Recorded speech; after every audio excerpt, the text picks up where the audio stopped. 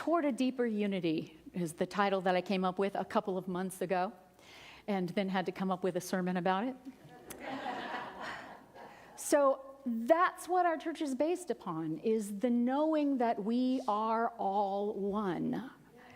But knowing that, and knowing that, and knowing that, putting our feet to it, are very different things. And, I don't know anybody who came to the spiritual path because they woke up one morning and went, everything's going so great in my life. I think I will dedicate myself to a disciplined spiritual path. Doesn't usually happen that way. We come because we're suffering. We come because we're literally physically in pain or diseased. We come because we have broken relationships, or we have addictions, or we are searching for an alternative to the painful teachings of spirituality that we received from others, perhaps, or we just feel like there's got to be more. There's got to be more.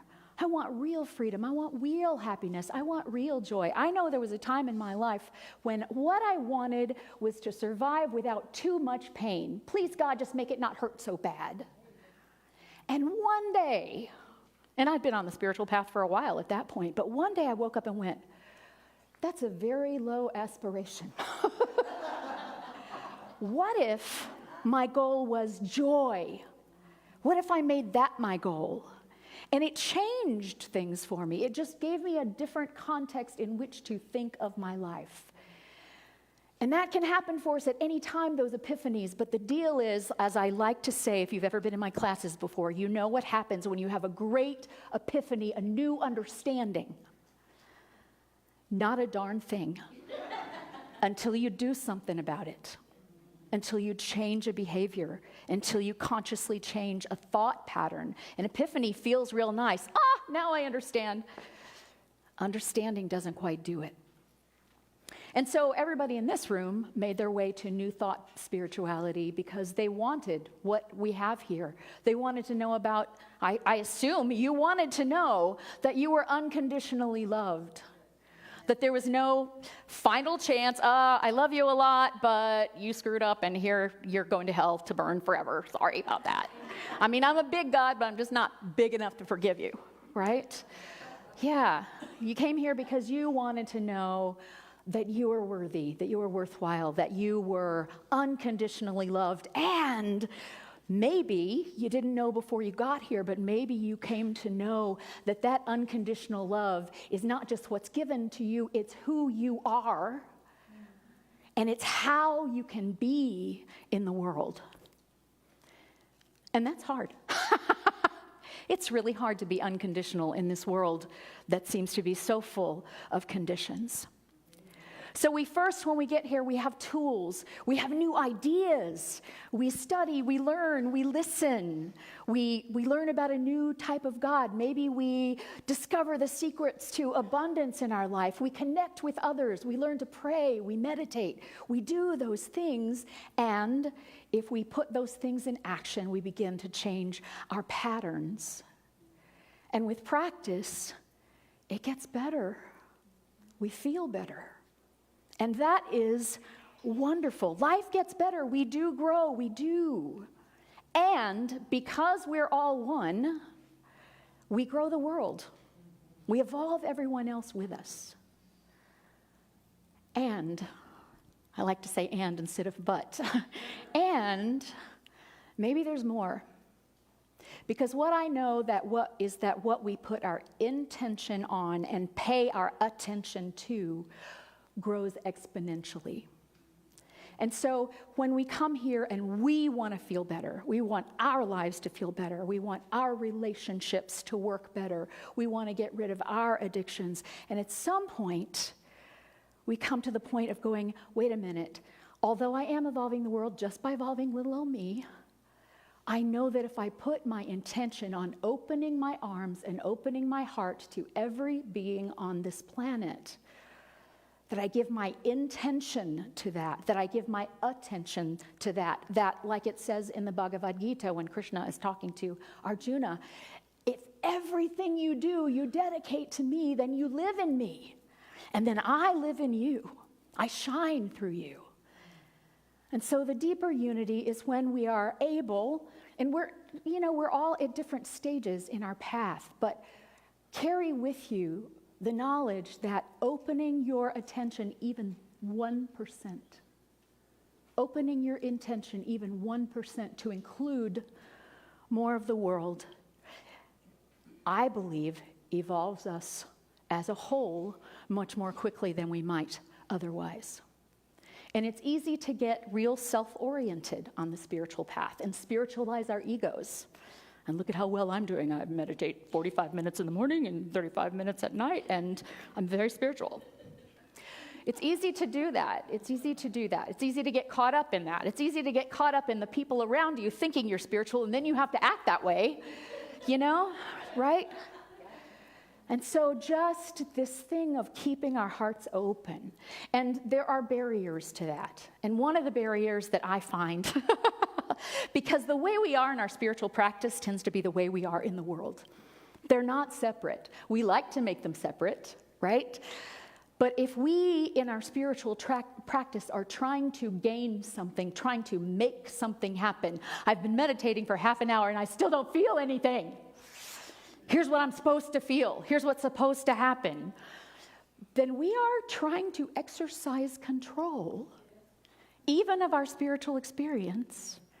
And what do you think is going to happen when we close the door in our meditation room and go out into the world? We're going to try to exercise control. Now, that's never happened to me. I do not have control problems. I just have a lying problem. So that barrier is control because we're identifying with the ego. We're trying to give the ego something it wants. And to let go is difficult, but to let go and to trust and to know that that we don't have to make things better, right? We don't have to make things better. That when we open up, what is ours is coming to us, no matter what. And when we're open, we understand it's not just coming to us, it's coming through us, it's living as us, and it is blessing all those around us.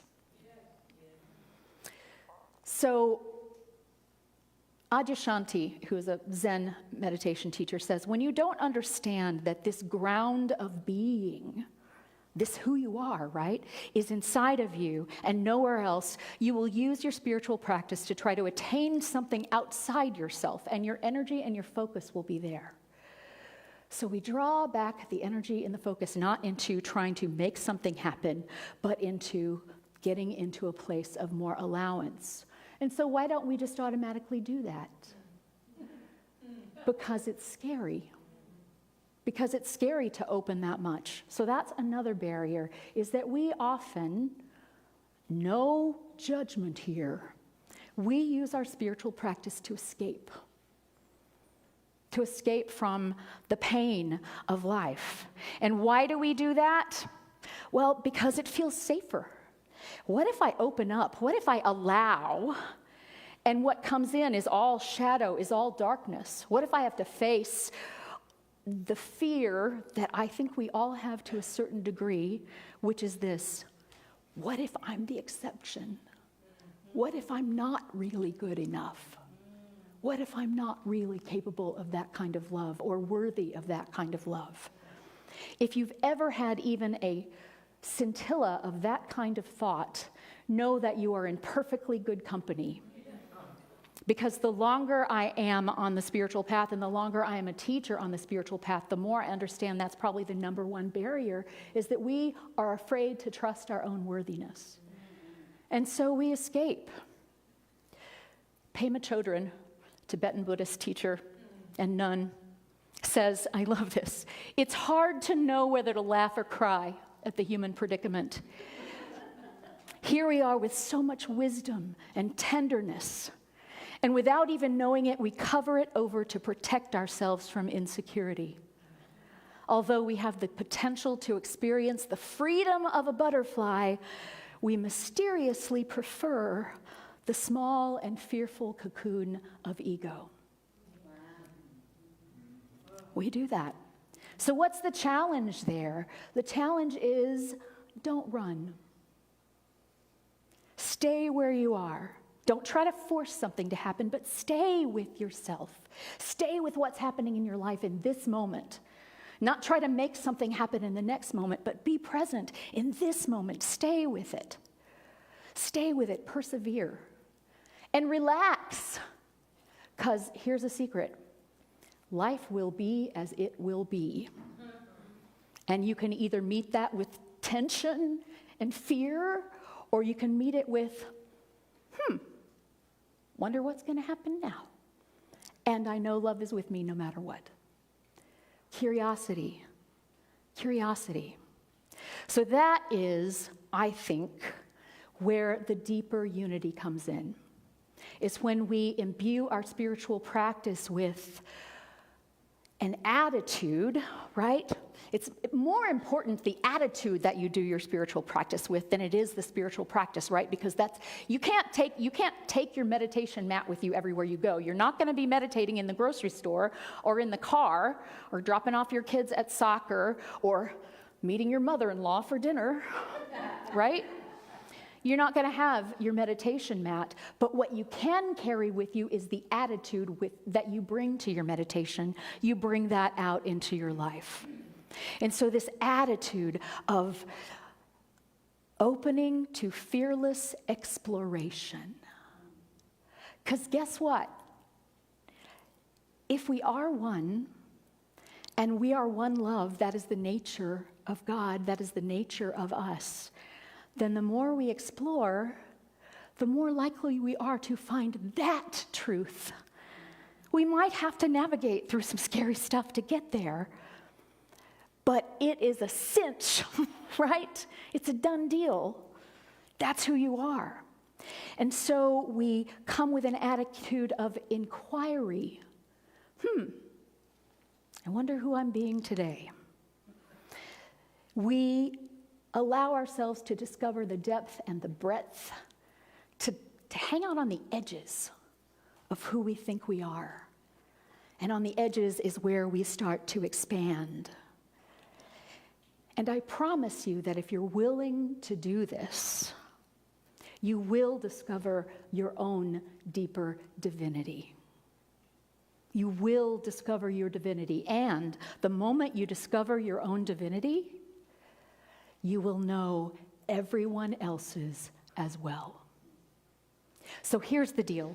We know with our heads we are the divine, right? We say that. There is one God. That God lives in all of us. Not somewhere out there. Right here. Right here. We know that. But do we know it? The way to tell whether you know it is whether you can see it in everybody else. And man, just seems like the news is making it harder and harder to do that. I don't know about you, but it's hard. It's hard. Pythagoras said, "Know thyself and thou shalt know the universe and God." You want to know God? Get to know you. Get to know you. You want to know the nature of God? Get down to the nitty-gritty in yourself. Discover, uncover, accept, be available. Exercise your compassion for yourself, your curiosity, your honest inquiry. Come with humility, with beginner's mind. I already know who I am. Well, I've been on this path for a long time, and I just haven't got a clue most days.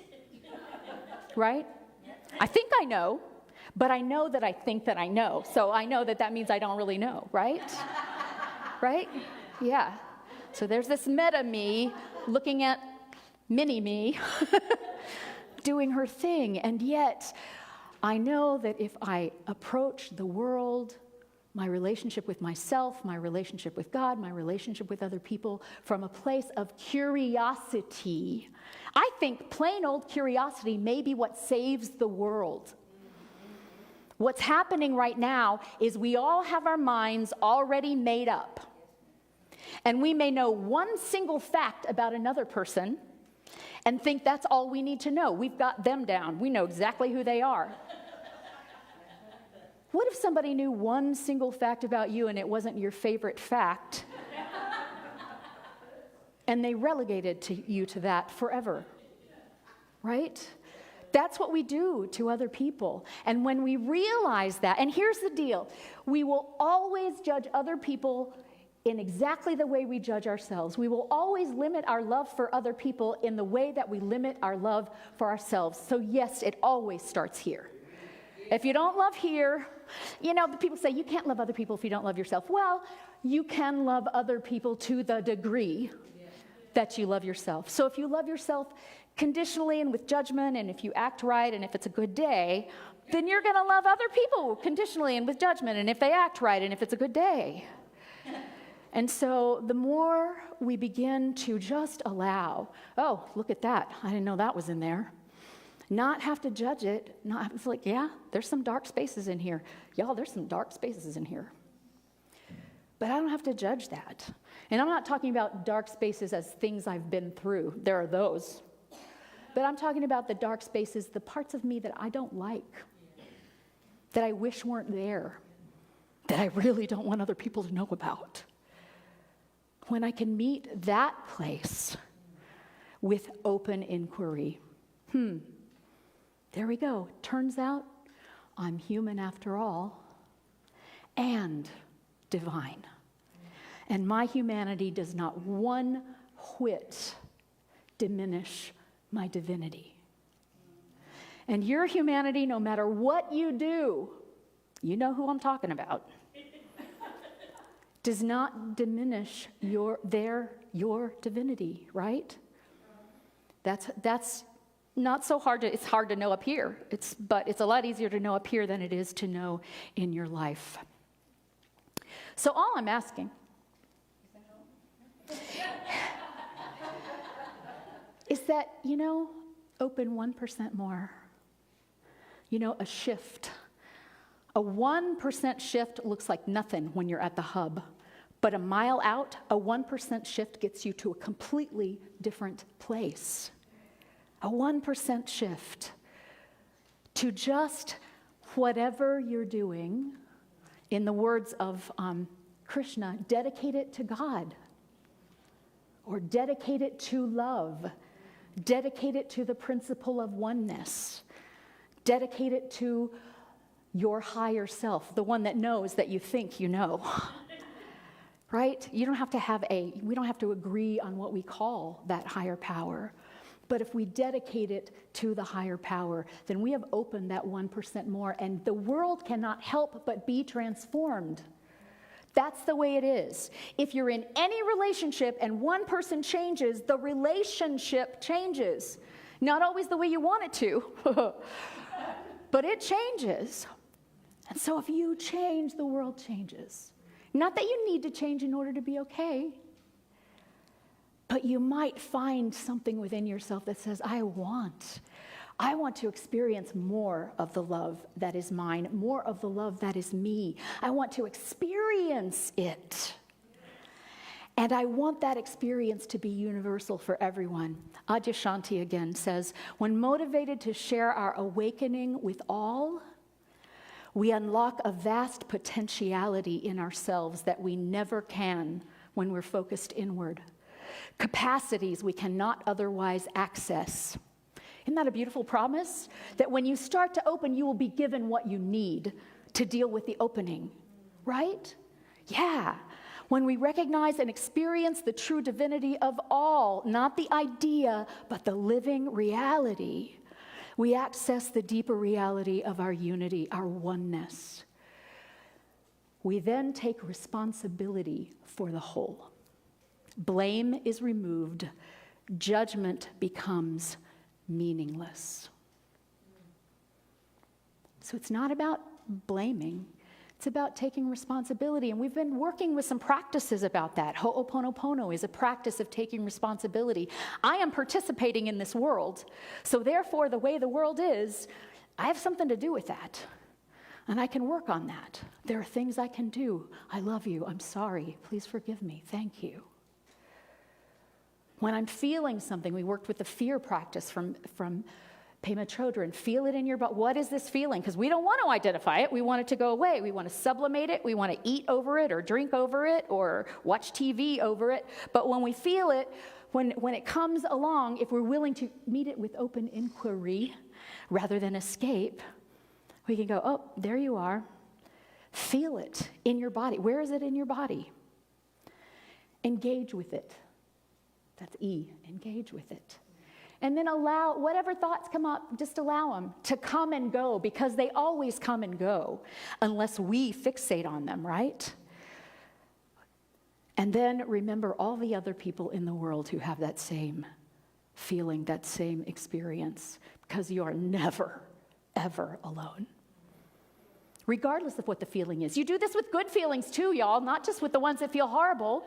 The moment of joy, wait a minute. I don't want this to just be mine. I want this to be everybody's. Where is it in my body? How can I allow myself to truly experience it rather than try to get to the next moment as quickly as possible? What thoughts are in there? Let them come, let them go. And then remember that that joy belongs to all, because we are all one. This is unity. There is no other.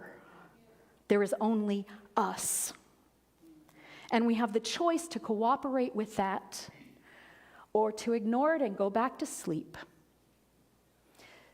We can pause, we can remember, we can notice, we can be grateful, we can be aware. And the other word for that, for our essential unity, is just love. It's just love. That's the one love. Open-armed, open-hearted motivation, allowing the love to shine through us. We don't have to manufacture it, it's already there. We allow it to shine through us. The one love that we are. Thank you.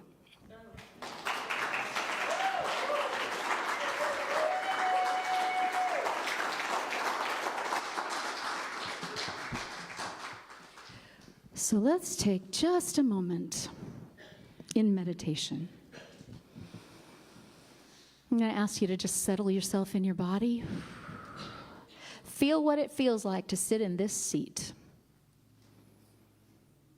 If you need to adjust, go ahead and adjust. Whatever's coming next, let it just, whatever that thought is, let it go through you. And bring yourself to the breath, because the breath is always where you are. You can't breathe anywhere else, only right here.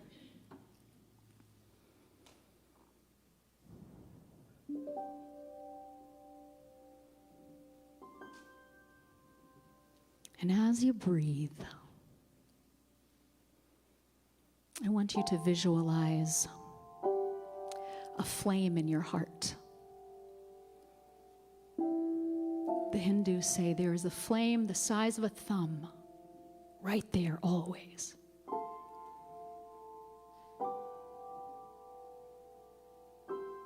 Allow yourself to feel that. Allow it to warm you.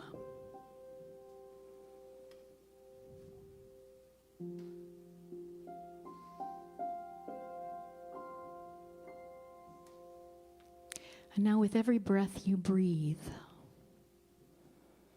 picture that that flame is fanned and it gets larger.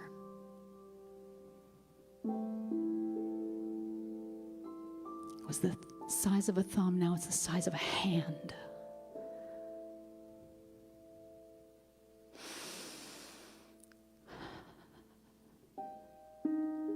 Now it takes up your whole chest.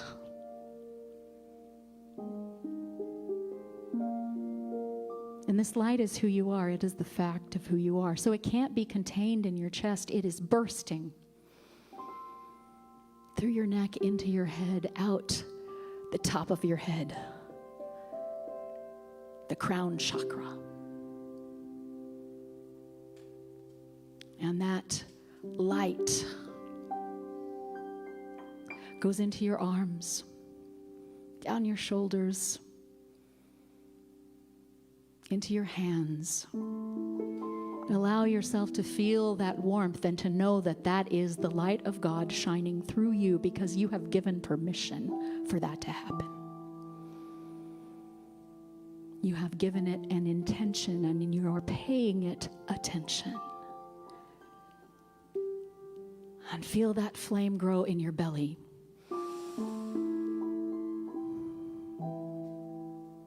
And all down through your sitting bones. Your hips. Your thighs, your knees, your calves.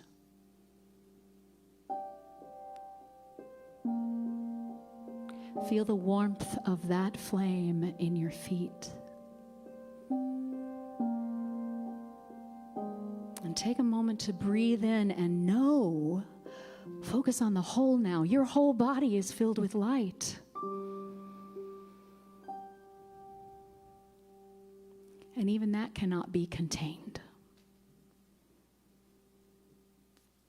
So know that that light is now emanating from every pore.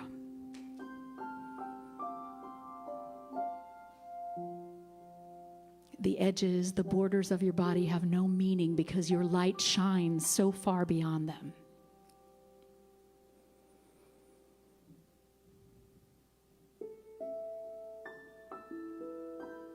And guess what? When that light shines, it merges with the shining light from whoever's near you.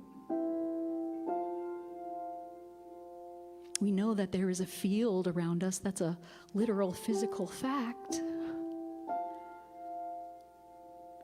And it's a spiritual fact that all light is one light. And that whenever we shine, we are shining that one light. We are bringing light to the world.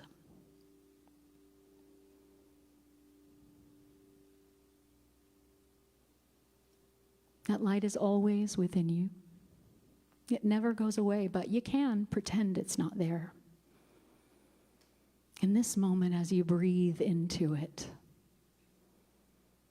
allow yourself the intention that I'm going to remember this light. I'm going to remember the power that flows through me to shine on and bless others. And I'm going to remember that this light exists in everyone, and I'm going to look for it. And if you can find it, even for an instant, one little tiny nanosecond, if you can find that light in another, then you have given love. You have participated in oneness, in unity. And you have grown the world's soul.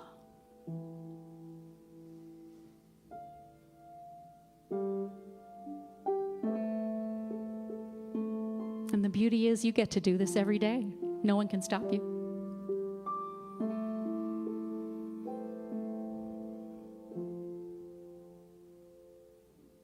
So as you continue to breathe, I invite you to just know that your body of light is carried with you. You don't have to squelch it back down to the size of a flame. Leave it as big as you are and bigger. Heart open, mind open, arms open, so that love has safe passage through you at all times. This is who you are. This is who I am. This is who we are. We are the one love, the one light, the one power, the one presence, the one energy.